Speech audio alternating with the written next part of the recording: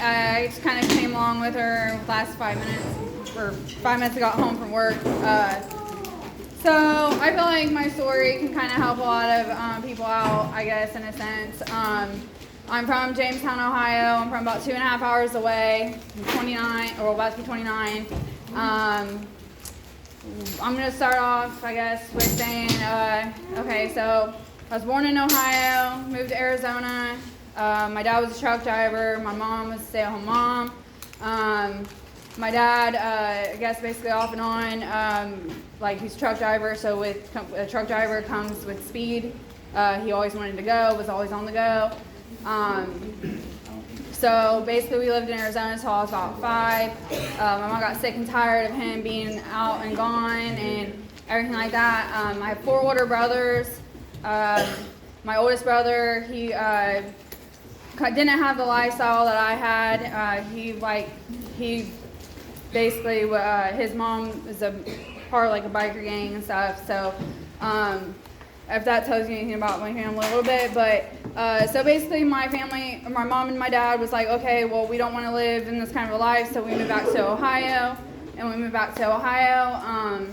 I guess I can't say that my life was bad at all. I had everything that I wanted as a kid. I got into rodeo actually at a very young age. I did Ohio Little Riches, I did Ohio Junior Rodeo, I did Ohio High School Rodeo. Basically anything and everything that my family could keep me away from drugs and alcohol. So that was basically my whole life up until I was about 15, 16. I started rebelling really bad, started getting in fights, sneaking out to like tug of trucks, telling like the guys there and stuff like that I was 18, that they'd give me alcohol. It was me and my best friend. My brother Justin would come and stuff, and he'd come find me and yank me up out of from there, trying to fight it like all the guys and stuff. So along those years and stuff, my dad was in and out and stuff because he was a truck driver. And my mom basically raised me, but I knew that I could get away with anything with my mom. I didn't try my first drug or anything like that until I was probably about 19.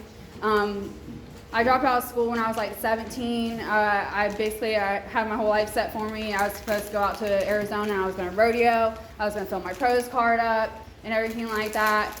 And so I got out there, was doing really good and stuff, was filling my pros card, doing exactly what I was supposed to be doing, had sponsorships, and basically started rebelling against everything. Thought, got my head was too big.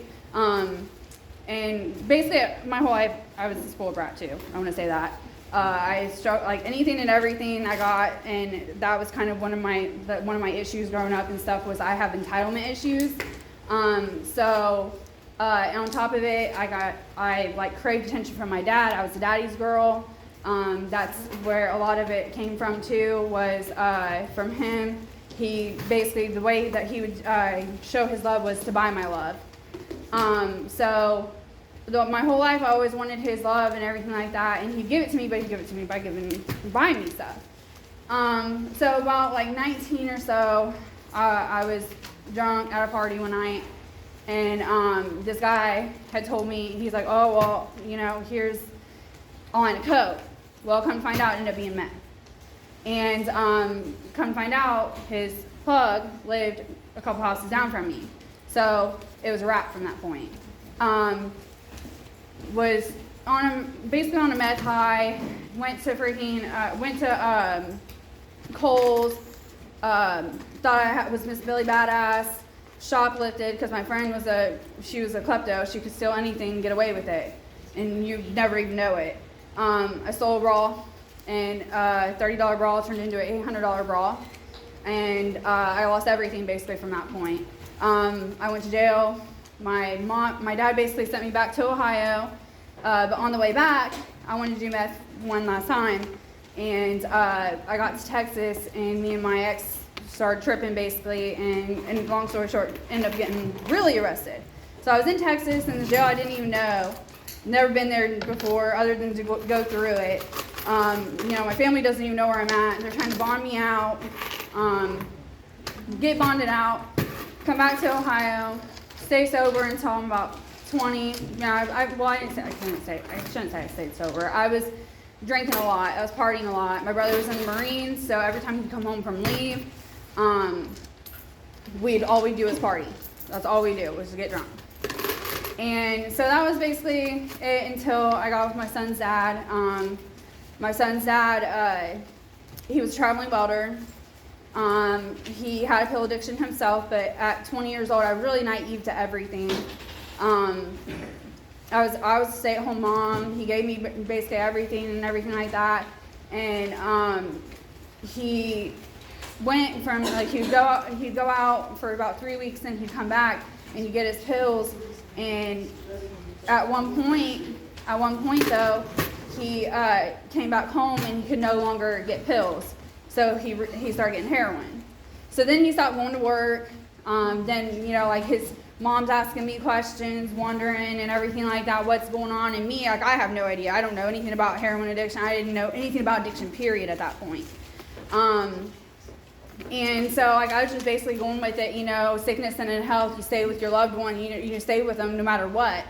Well, I didn't know what it was doing to me. And one day he was like, well, at the time I was just smoking weed and stuff, and he's like, well, I can't afford to get you weed, so why don't you just do a little bit of this heroin? So I was only doing enough to make me sick, and that was it. And yeah, so that was basically, that was it from that point. One day, I was kind of starting to stay away from, I forgot this. So I had my son at 20. I had him all the time. I always suppress this because today's actually his birthday, his 8th birthday. But I always suppress this and try to forget about everything. So talking about this now is kind of bringing a lot of it up again. It's something I'm working on every day. But so long story short though, him and one of his friends came home. I wasn't high. They came home high. The guy overdosed. Never seen an overdose a day in my life. And called my mom. My mom's like, he's definitely overdosing, call. And of course I called, and they said that he was, and the squad came and everything like that. One of his mutual friends called CPS on us. Well, because again, I chose to stay with my son's dad. I got right, but he didn't get right. And so he was not compliant with CPS whatsoever, but I still stayed with him. And we were going through TCM classes, that's what we had back home. And I was doing outpatient and stuff, and he was not being compliant whatsoever. And basically, long story short, with that, we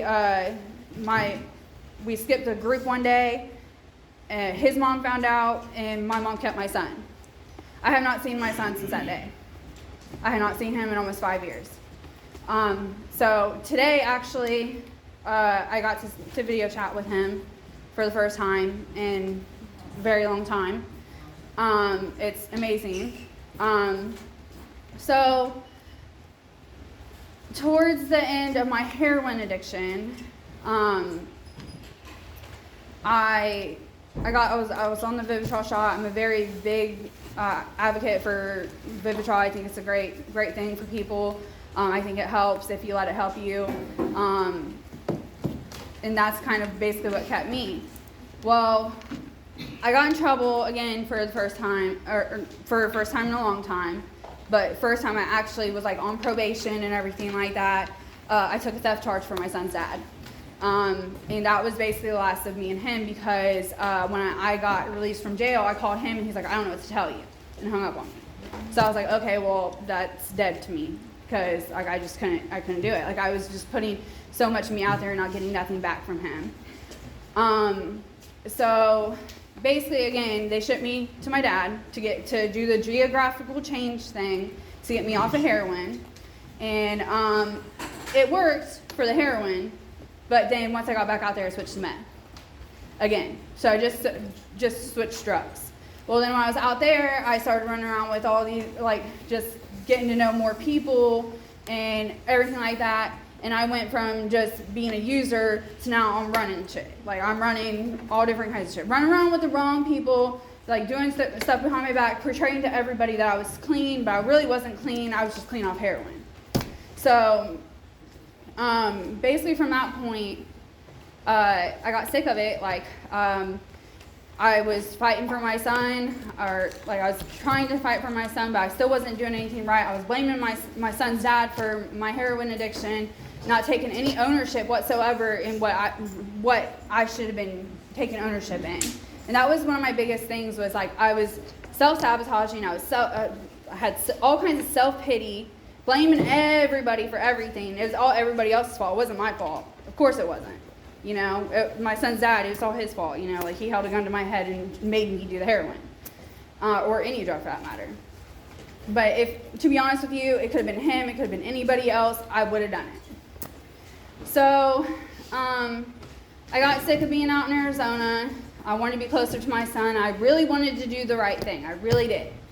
So I came back to Ohio. I had warrants. I had to take care of those warrants. Held a job for a little bit. Was working for my mom, getting high in the campers, again, making everybody thinking that I was freaking doing the right thing. Well, then I started meeting people out here in Ohio. And I had a thing for these bad boys. The more felonies you got, more tattoos you got, more drugs you ran, more money you got, I want it all. Because, you know, my life was already shit. Like, for real. Like, I couldn't get any. But I wanted my son back.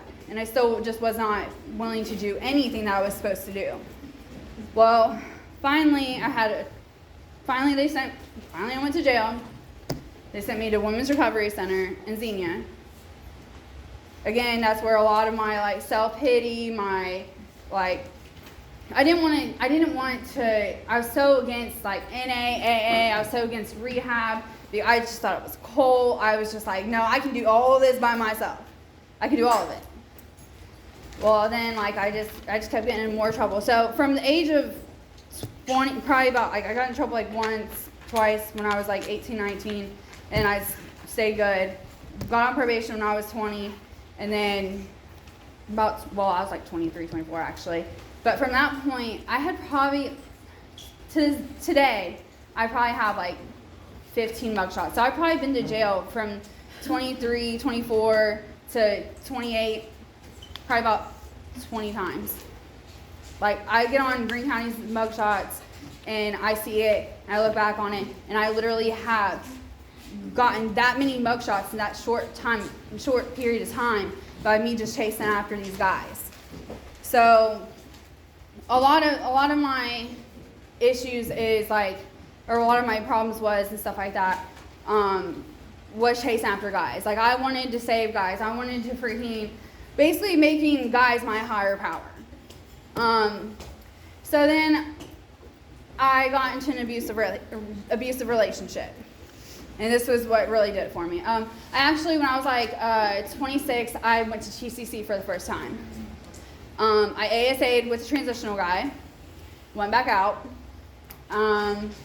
That I was not focused on my recovery. I was just focused on, you know, like, just portraying that I was doing the right thing so that probation would get off my back. So I went back out, ended up doing like 20 days, 22 days. Wasn't enough for me, apparently.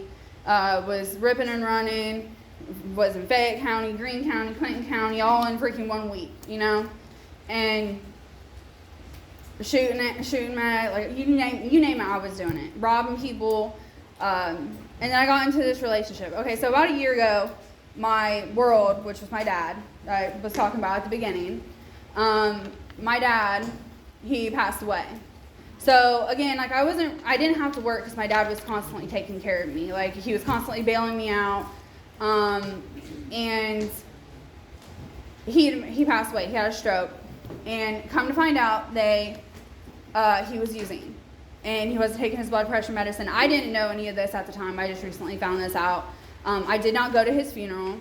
I did not like go out to Arizona. I didn't want nothing to do with it. I was too worried about getting high. So I never really properly grieved any of that until I got into this abusive relationship, and this is a big part of my story for me. I got in this abusive relationship, and I was with him for a year and a half, and he almost killed me multiple times, and I kept going back to him. I kept going back to him because he loved me, right? He loved me. He gave me everything. But realistically, I just had this thing that I learned from that it's called a trauma bond. And that is real. That is real to me. And it's not just a trauma bond to him, it was a trauma bond to a lot of things. One day, I guess, he had put his hands on me, and I was sitting there thinking about how am I supposed to get out of this? How am I supposed to get out of this room? Like, I had blood pouring from my face, and for no reason at all. Just because we're high, and he was just assuming things that he shouldn't have been assuming. I never stepped out of our relationship. I was loyal to him. It was just drugs and alcohol. At the end of the day, like, neither one of us could handle our drugs. Like, that's what it was.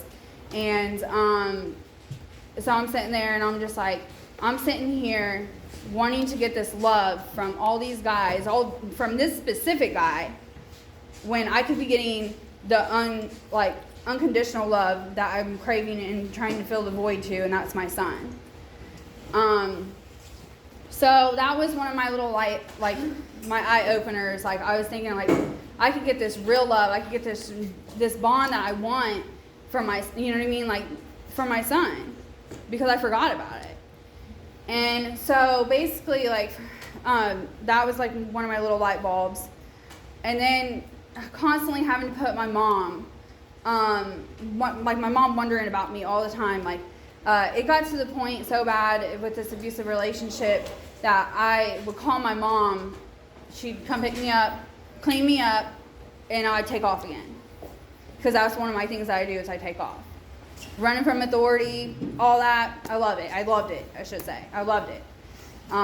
Because, I mean, huh? Sure. It was, yeah. But, yeah, no more. Because, I'm looking over my shoulder, that's in my past for real. I'm so glad that I do not have to look over my shoulder no more. I'm so glad that I don't have to wake up wondering if I'm going to even live that day. For real. For me, I was just so done with doing drugs and stuff. I was just now in the situation where I had to get out of this abusive relationship, and I didn't know how I was going to get out of it because I was so far in this rut. I didn't feel good enough. I didn't know my self-worth. I had no self-love. I allowed him to beat me down so bad that I forgot who I was and what I grew up in and where I came from. And I really had no complaints about my life growing up. Other than my dad was, in and out and stuff like that, but he was in and out because he was making money for our family. So I couldn't hate him as much as I wanted to. I couldn't. So finally one day, I felt it in the morning. I woke up. I ended up running from the cops. He got away and I didn't. Of course he got away. But that was, for me, that was my first step of surrendering, honestly, was I could have ran with him, I could have kept going, and I probably would have got away. But I was done, because that morning, his little brother and him was accusing me of stealing a gun. They found it underneath a dirty shirt on a nightstand. But with that, he tackled me, he had me on the ground, choking me, saying I sold it. His little sister walked up and was like, "What? Let's go look for it." So we looked for it. They found it sitting right next to his bed. And then I just felt it in the air that morning. I was just done. I had these marks all over. I had marks all over my neck. So ended up going, and he took off, ran from the cops. He got away. I didn't. Something was just telling me that morning not to chase him, not to go after him, not to run with him. And I swerved off, and I ended up getting caught, and he didn't. But when they finally put me in the back of that cop car, I was like, this is it. This is what I've been wanting. This is exactly what I wanted. I didn't want to do drugs no more. I was miserable. I wanted my family back in my life. None of my family would talk to me. None of my brothers would talk to me. And I knew that this was, if I was really being serious about it, I needed to take it serious. I ended up getting indicted probably about a year and a half ago too. And it was on felony F5, secret indictment, and it was for possession. And it was for somebody's, on my discovery packet, it says the guy that I'm assuming put stuff in my purse. But I know that night I did not have anything on me. But I mean, how do you explain that to the judge? You know what I mean? You can't explain that to the judge. You can't sit there and say, oh yeah, that wasn't my stuff. Because I mean, everyone says that. You know what I mean? Most people say that. But I would own it if it was mine. But it wasn't, so I've taken it. But honestly, that's probably what saved my life too. Because they put me on felony probation, felony papers. So I'm on felony and misdemeanor probation. This guy, actually too, I was hitting licks with him. I was going out hitting licks everywhere and anywhere. So we made ourselves so hot that when my misdemeanor probation officer came to see me, she's like, I don't even know why I'm doing this right now. She's slamming papers on the ground. She's like, or on the table, and she's like, TCC called for a reference, and she's like, for you, a referral for you to come there. And I was like hoping on everything that I had that she was going to let me go to TCC. Not because I wanted to get out of jail, because jail had gotten so comfortable to me. Like, that was like my second home. That was like a vacation for me. Like, I just needed a break from life for a second. Here, send me to jail, and I was okay with it. I knew everybody in there. I knew all the COs. They had watched me grow up, so that was nothing. When shit got real, when shit got real for me was when I was in the car on my way to TCC. I was like, I'm never going to do drugs ever again in my life. Like, this is it. It's either if I go back out again, I'm going to end up dead. Like, because every time I've gone back out, it's gotten worse. So I got to TCC. I was happy. I felt so blessed, to be honest with you. I had my mom. My mom didn't have to worry about, getting that phone call. Now all she had to worry about was getting that phone call that I ASA'd, or I left, or I ran, or I didn't like it and I balked. You know what I mean? Like, for real, like, that's probably one of the things. So when I completed TCC, it was a huge deal for my family because they knew I was serious about it. When I got to TCC, even on the days I didn't want to go to meetings, my RA would still make me get up and go to meetings. So I was going to meetings about 7 days a week, as much as I could. I had an amazing counselor there, Katie Isley. I don't know if anybody knows who she is, but she saved my life for real. She's an amazing woman. Yeah, she really is. And me and her have like a lot of similarities and stories, so I related to her a lot. But not only that, but I had great processing. I took it seriously though. Like, I really did. Like, if you want it bad enough, you can get it. If you want it, you got to stick to it. You can't just like fake it till you make it. You just can't do it, or you're going to end up going back out. I know I've only been clean for 6 months, but this is as long as I've ever been clean. And that's why I'm sharing my story. Like, that's why I want to share it. And I know I'm kind of nervous right now because there's a lot of people in here. But, like, for real, like, I just want the best for everybody. And in one weekend, I had 3 different people overdose and die. And every day I just hear about it. And, I know, like, my DOC is meth. My DOC is meth, alcohol, and duster, to be honest with you. Like, that's my DOC.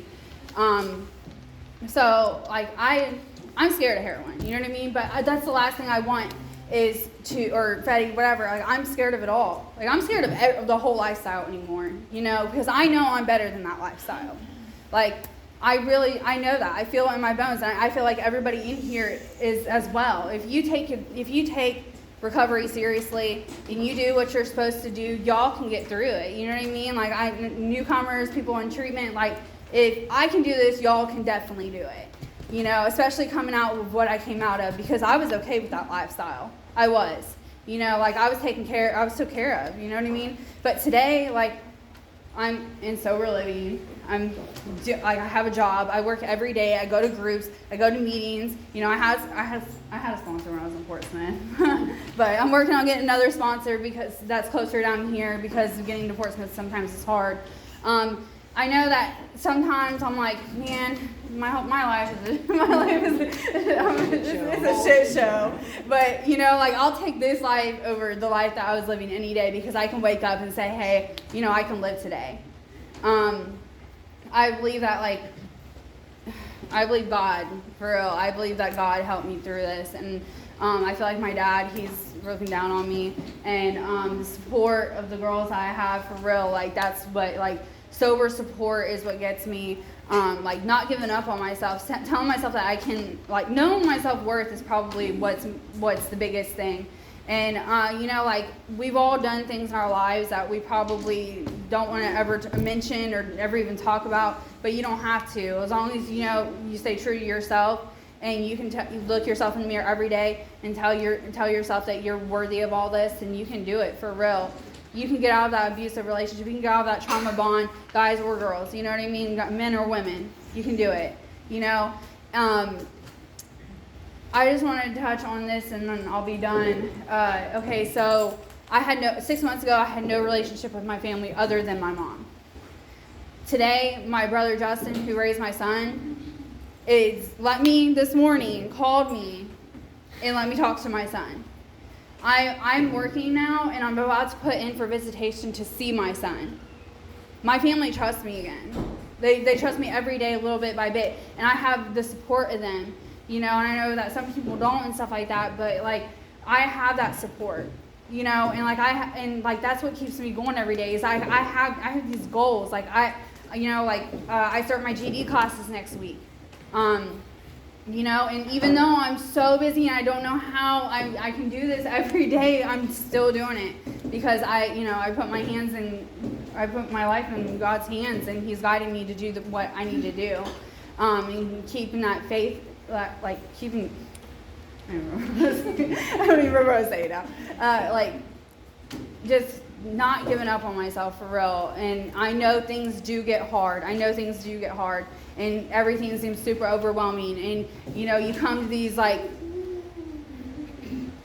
dealing with your consequences, like of your past. That's probably another hard thing too. Is like the consequences are constantly like coming up and stuff like that. Like I thought I was going to be able to just, you know, see my son, but no, I have to go through a visitation center. But I'm going through this visitation center because of my consequences. I had to earn my right to be a parent, basically. That's the way I feel like. I have to earn my right to be my son's mom again. I have to earn my right to be my brother's sister again. You know, like I have to rebuild those bridges that like I have burned and severed and gave up on and stuff like that. But now I have them in my corner, and like I honestly can't believe I could not say 6 months ago that I would have ever thought that I would have what I have today. And I wake up every day and I'm like, I don't want to go to work, but I'm going to go to work because I want to see my baby again. You know, because I deserve it, but he deserves it more.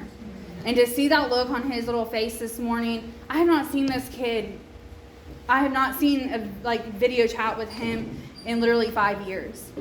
But he's asking questions about me. He's wondering where I'm at.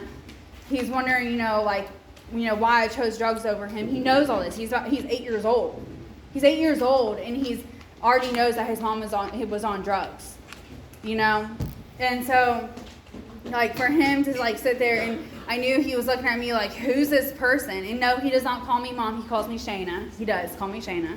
But I'm okay with that because I got to earn that title back as a mom.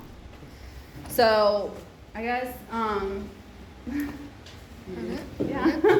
But I just want to say, just don't give up on yourselves and keep doing this because y'all can do it. And I don't want to say you got this, but you all can definitely do it. And I'm sorry, it was probably a whole mess. My lead was, but yeah, God bless. All right, well.